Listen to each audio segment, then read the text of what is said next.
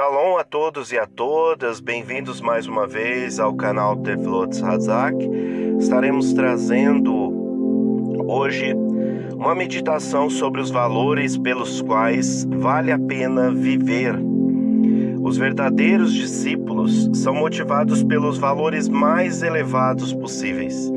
O amor a Adonai e ao próximo exige para si a constatação plena deles e os motiva a desenvolver e aplicar nele todo o seu potencial.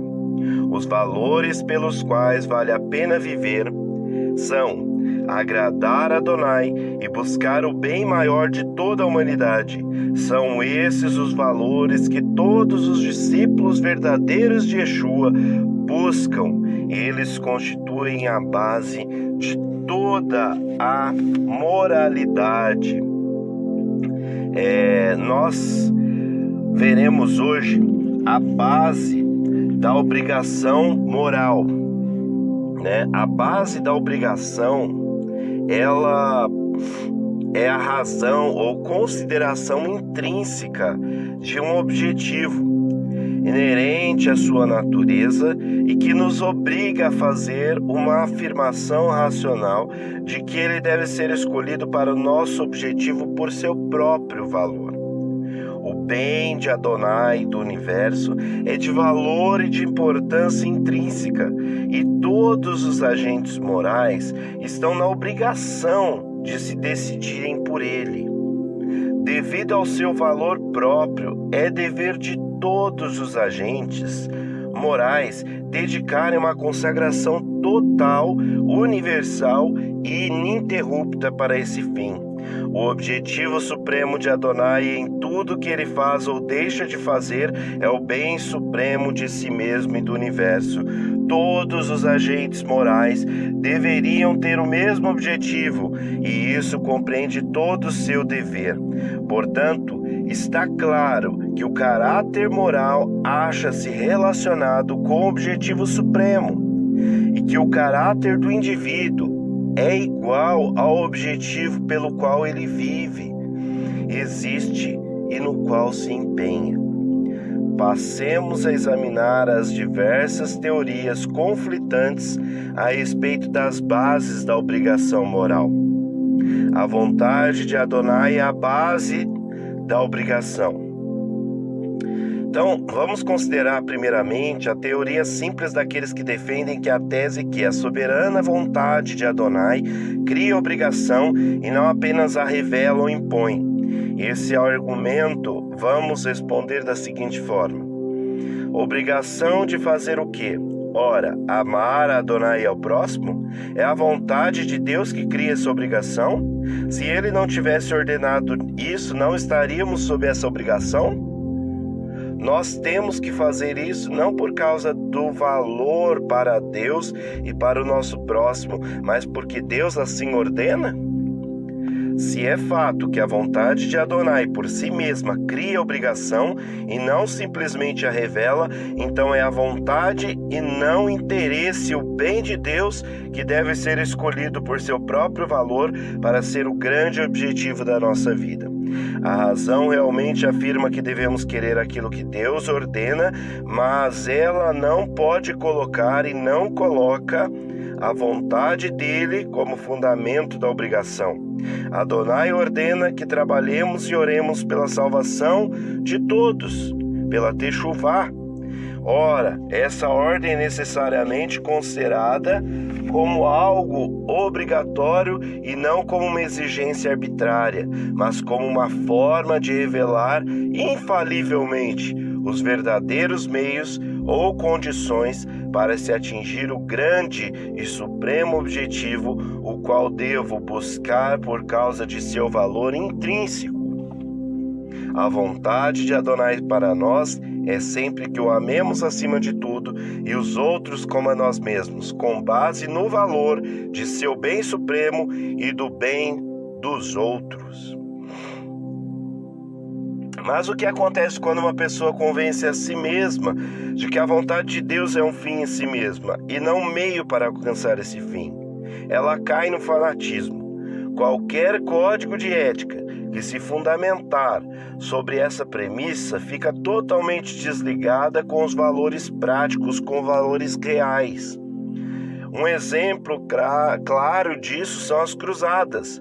Depois de se convencerem de que era a vontade de Deus que resgatassem o Santo Sepulcro, os cruzados se sentiam perfeitamente justificados para matar qualquer um que se interpusesse em seus caminhos. Outro exemplo é o fanatismo muçulmano. Alá assim o deseja. Tornou-se uma desculpa para toda sorte de males e atos insensatos. A vontade de Adonai não é um fim a si mesma, ao qual devam ser sacrificados todos os interesses humanos e divinos. Ora, a vontade de Adonai deve ser sempre vista como um curso de ação que o homem e Adonai devem tomar, que resultará no bem supremo de Deus e do homem, e que por isso mesmo é a vontade de Adonai. Portanto, as pessoas que lutam para fazer a vontade de Deus, sem ter um verdadeiro amor por Ele e pelos outros, estão iludidas. Na verdade, estão apenas querendo arranjar uma razão moral para satisfazerem suas paixões e ambições. Elas não têm uma verdadeira consideração pelo bem que poderiam causar a Deus e aos outros, se realmente fizessem a vontade de Deus. A segunda teoria é a teoria do interesse pessoal de Piley. Essa teoria coloca o interesse pessoal com base na obrigação moral.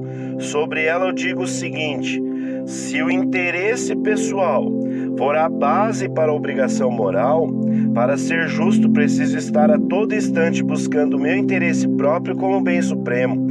De acordo com essa hipótese, tenho que considerar o meu próprio interesse como tendo valor supremo, quando sei que ele é de valor infinitamente menor e que o interesse de Deus, mas chega dele. Ninguém pode deixar de ver que essa filosofia é egoísta e é o oposto exato da verdade de Adonai. Essa ideia é muito popular hoje em dia. É a filosofia do viva-me e deixe viver. E toda vez que nós escutamos alguém dizer: deixe cada um viver a sua vida e viva a minha, não incomoda ninguém, ninguém me incomoda.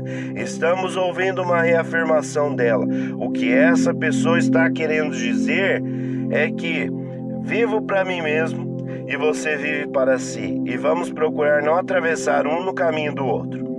Cada um se preocupa apenas com o seu eu, com o seu ego, ou com o que está de alguma forma relacionado com ele. Aí não existe amor.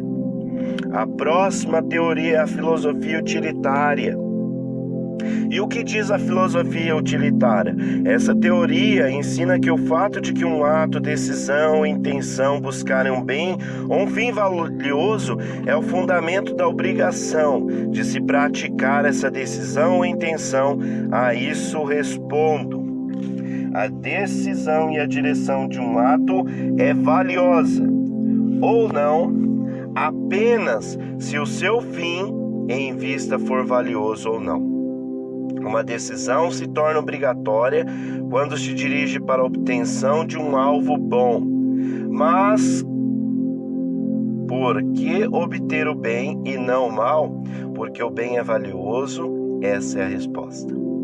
Aqui temos então outra razão, aquela que deve ser a verdadeira razão. Isso é, o valor do objetivo final que está com aquela decisão visam obter. A obrigação de usar certos meios pode e deve estar condicionada à direção do ato ou escolha, mas nunca deve estar fundamentada nela. O fim em vista deve ter um valor intrínseco, e somente este fato deve impor-nos a obrigação de optar por ele e de utilizar os meios necessários para promovê-lo. A filosofia utilitária é a ideia da rotina das boas obras, sempre acumulando créditos morais. Já praticou uma boa ação hoje? Não deixe cair a sua autoimagem moral. A quarta é a teoria do certo como fundamento para a obrigação. A lei de Adonai não pode exigir de nós e não exige que valorizemos o que é certo mais do que a Adonai e ao nosso próximo. O que é certo teria mais valor do que o bem supremo de Adonai e do universo? Impossível. Será que ao orarmos e conversarmos, devemos ter em mira o que é certo e nos deixar levar mais pela apreciação do que é certo do que pelo amor a Adonai e às almas? Ele, Adonai, deu seu Filho para que ele morresse pelo que é certo, pelo que é justo ou por amor às almas? A filosofia que considera constantemente o certo como fundamento da obrigação é uma filosofia sem Deus, sem Yeshua e sem amor. Faça o que é certo só porque é certo.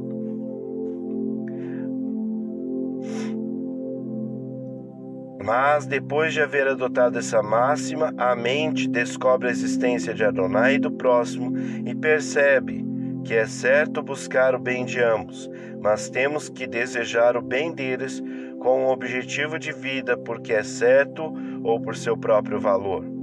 Se é pelo seu próprio valor, então como fica o pensamento? Desejo o que é certo pelo fato de ser certo? Esse sistema encontra-se oposição oposta ao do utilitarismo. E é aí que milhares de pessoas estão enganadas. Elas se empenham em fazer o que é certo, pensando que essa é a verdadeira religião e moralidade. Mas se lhe pedirmos para entregar no coração a Adonai, o que elas respondem? Bem, estou tentando fazer tudo o que é certo, pago as minhas dívidas, tento tratar bem a minha família, o meu próximo, tento levar uma vida boa, reta.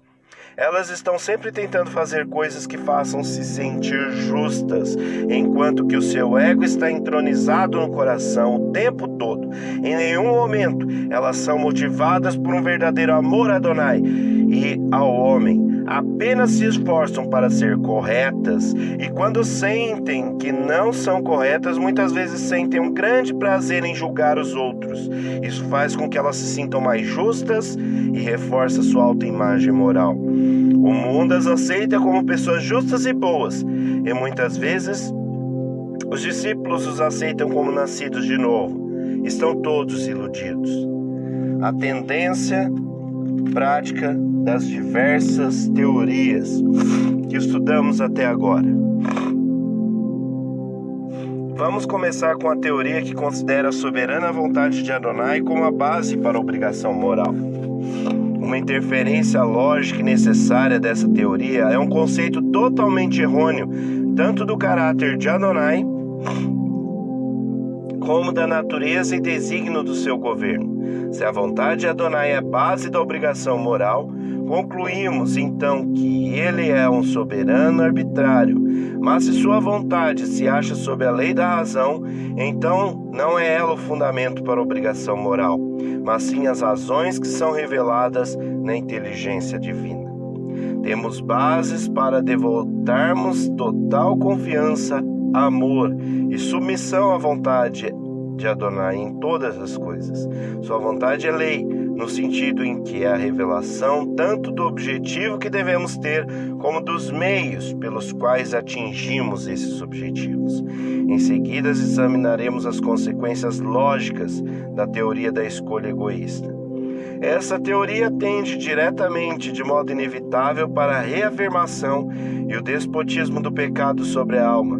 Todo pecado se resume em um espírito de autogratificação, e essa filosofia apresenta esse espírito de autossatisfação como sendo uma virtude, e nos pede somente que nossos esforços na busca de nossa própria felicidade não interfiramos com os direitos das outras pessoas que estão buscando a delas. O quê?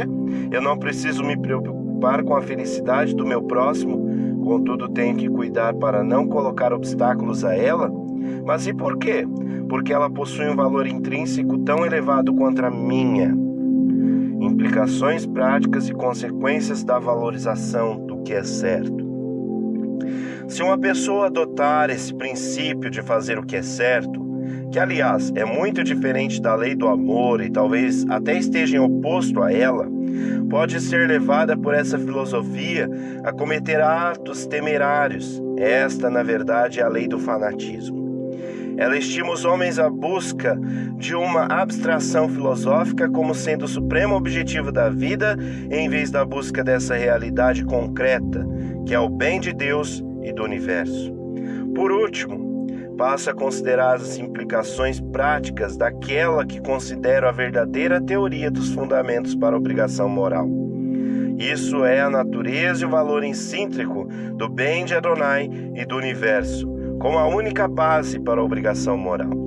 Se isso é verdade, toda a questão da obrigação moral é perfeitamente simples e compreensível. Todo agente moral sabe o que é certo em qualquer circunstância e não tem como enganar-se sobre o seu dever. Seu dever é querer esse objetivo, com todas as condições e meios conhecidos para atingir. Milhares e milhares daqueles que professam que fizeram techuvá parecem não ter a menor ideia de que a verdadeira religião é exatamente querer esse bem e nada mais, e que o egoísmo é pecado, sendo totalmente incompatível com o emuná. Esses indivíduos continuam a viver em sua autogratificação e ainda sonham com o mundo vindouro. Nenhum código de conduta ou sistema ético que permita que a alma permaneça sob o controle do egoísmo pode ser considerado verdadeiramente moral. Nenhuma crença que não procure romper o domínio do egoísmo do coração pode ser considerada a verdadeira religião. Yeshua disse: conhecereis a verdade e a verdade vos libertará. João 8,32. Se a fé de uma pessoa não consegue quebrar o domínio do pecado em sua alma, não é verdade, pois a verdade sempre liberta do poder do pecado. Então, existem 3 bases que sustentam o ego nesse princípio: a vontade de Deus apenas, a religião sem amor, a utilidade, obras, apenas obras para serem vistos. E o terceiro, dever e retidão, a chamada moralidade ou princípios. Então, existe uma porção de crenças, que são chamadas de religião, moralidade, que não tem valor, não passa de desvios, de variantes, que em última análise desembocam de volta no ego. Então, o verdadeiro fundamento ou razão da obrigação moral é a suprema felicidade de Adonai e de sua criação. A felicidade de Adonai é de valor incalculável. Por isso, estamos moralmente obrigados a colocar essa felicidade em primeiro lugar em nosso sistema de valores pessoais. Viver totalmente para alguma coisa é não viver totalmente para Adonai. Implica em colocar acima de Adonai alguma coisa que em última análise está relacionada com o ego. Isso é pecado, é avodazará, é idolatria. E o que pode dizer de uma pessoa religiosa que obedece à vontade de Adonai somente por medo das consequências da desobediência, mas não por amor a Adonai? Só pode haver uma resposta: essa pessoa é hipócrita em seu coração. Ela não quer ofender a Deus, pois deseja que Ele faça muitas coisas por ela. Quer sentir que Deus está do seu lado, mas não possui em si amor de Deus. Deve ser muito cansativo servir a Deus apenas por razões egoístas. Ser religioso para que não ama a Yeshua é uma tarefa trabalhosa. O mesmo se aplica aos oportunistas, aqueles que estão sempre envolvidos em fazer o bem, em promover a causa. Sua moralidade consiste em quantidade e não em qualidade. Eles se esforçam para atingir cotas mais elevadas e maior produtividade. São pessoas ativas, trabalhando muito em boas causas, sempre envolvidas no serviço. Isso lhes é tão gratificante. Eles dão um senso tão bom, uma sensação gostosa, uma sensação boa. Mas pergunte-lhes por que são tão ativas e essas pessoas ficam inquietas, muitas vezes caem na defensiva, pois bem lá no fundo elas sabem que não são motivadas pelo verdadeiro amor a Adonai e nem aos homens. Yeshua disse o seguinte: muitos naquele dia hão de me dizer: Adonai, Adonai, Porventura não temos profetizado em teu nome? Em teu nome não expelimos demônios? Em teu nome não fizemos muitos milagres? Então lhes direi abertamente: nunca vos conheci. Apartai-vos de mim, os que praticais a desobediência à Torá. Mateus 7, 22 e 23. Consideremos também 1 Coríntios 13. O grande capítulo sobre o amor ensina que é impossível uma pessoa dar todos os seus bens para os pobres e até dar o seu corpo para ser queimado, sem contudo estar motivado por amor. As obras motivadas pela autossatisfação não têm valor moral. E os que se apegam à prática do que é certo estão sempre amarrados à letra, mesmo que ela não traga nenhum bem nem a Deus nem às pessoas. O maior exemplo desse tipo de pessoas são os perushim. Yeshua curou um homem paralítico e depois lhe disse para levar a sua cama para casa. Contudo, os perushim reclamaram porque ele estava carregando num dia de Shabat. Essa distorcida moralidade era errado Yeshua curar no Shabat, mas perfeitamente certo eles tramarem a morte dele nesse dia. Yeshua fez uma síntese da atividade religiosa deles, resumindo tudo nas seguintes palavras: praticam, porém, todas as suas obras, com o fim de serem vistos pelos homens. Muito cuidado, isso está em Mateus 23:5. Se você faz as suas coisas religiosas, as suas obras aparentes, externas, apenas com o fim de se mostrar aos homens, isso tudo não passa de lixo. Pior, isso acaba sendo algo satânico, porque o próprio Satã se transparece em anjo de luz. Em outras palavras, a motivação deles era errada, e quando a intenção é errada, tudo mais está errado. Repetindo, a motivação deles era errada, e quando a intenção é errada, tudo mais está errado. Todos os jejuns, as orações, as contribuições de dízimo tinham o objetivo final egoísta, o de serem vistos pelos homens. Que coisa terrível!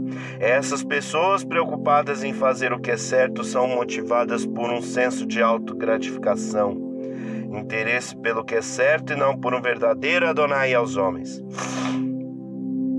Se os homens querem crer no que é certo e agirem corretamente, eles não se dão por satisfeitos. O fato de sempre defenderem o que é certo as mantém em boa posição em sua comunidade, em suas igrejas, em suas sinagogas, e nutrem suas esperanças de que estejam no caminho certo. Nenhum bom ato, nem opinião certa, nem crença firme, nem sentimento ardoroso pode ser conquistado moral, nem mesmo um pouquinho, enquanto nossa vontade não for rendida a Adonai. Quando nós colocamos Adonai em primeiro lugar, ou os outros como a nós mesmos, a vontade de Adonai, a utilidade, o dever e retidão, aí sim, está tudo certo. Quando entregamos o coração a Adonai e amamos acima de tudo e aos outros como a nós mesmos, a vontade de Adonai se torna o nosso prazer, como um meio indispensável de honrá-lo. E o serviço ativo brota livre e alegremente de nós. E afinal, estamos realmente fazendo o que é certo. Em vez de essas coisas serem objetivas em si mesmas, todas elas e outras semelhantes a elas se tornam meios e condições para promovermos o grande objetivo, o grande alvo final de todo o coração sincero, o supremo bem de Adonai e de suas criaturas. E na verdade isso é bem simples, tudo se resume em amar. Entretanto, muitas pessoas acham que podem ser um pouco boas e um pouco más ao mesmo tempo. Mas isso é possível? Será que todos temos um pouco de bem e um pouco de mal misturados em nosso ser? Será que podemos ser ao mesmo tempo parcialmente santos e parcialmente pecadores. É o que vamos ver no próximo Shiur. Adonai abençoe e guarde a cada um de nós e que possamos viver para a sua honra, para a sua glória, para o teu louvor, não apenas religiosamente, mas de todo o coração, um coração cheio de amor por ti e pelos nossos próximos, procurando o seu supremo bem e o supremo bem do universo, de todas as suas criaturas. Possamos ser pessoas realmente renascidas e não apenas pessoas que praticam seus atos para serem vistos pelos homens. Ó Adonai, tira de nós todo egoísmo, todo querer apenas para nós, até mesmo nos nossos atos religiosos, nos atos que fazemos para Ti, possamos fazê-los por amor a Ti e por amor ao nosso próximo. Mexendo em Yeshua HaMashiach, em nome de Yeshua HaMashiach. Amém. Vê amém. Não deixe de curtir, compartilhar, se inscrever no canal, deixar os seus comentários, as suas dúvidas abaixo. Muito obrigado. Shalom, shalom.